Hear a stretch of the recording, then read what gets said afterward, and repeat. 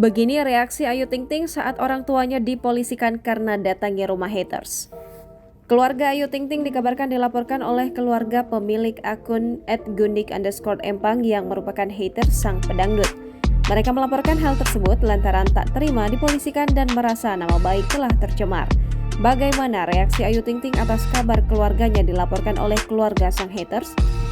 Ayu Ting Ting tak mau menanggapi kabar keluarganya dilaporkan oleh keluarga KD atau pemilik akun @gundik_empang ketika ditemui di Polda Metro Jaya Semanggi, Jakarta Selatan, Selasa 14 September 2021.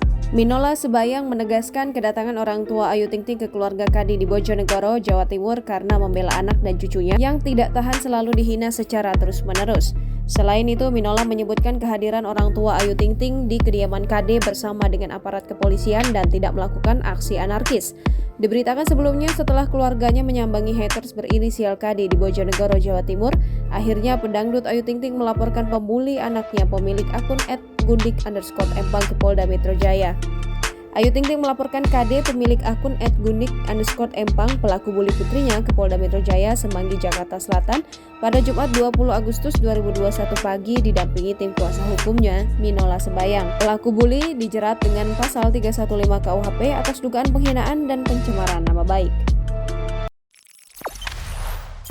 Jangan lupa subscribe, share, komen, dan like ya.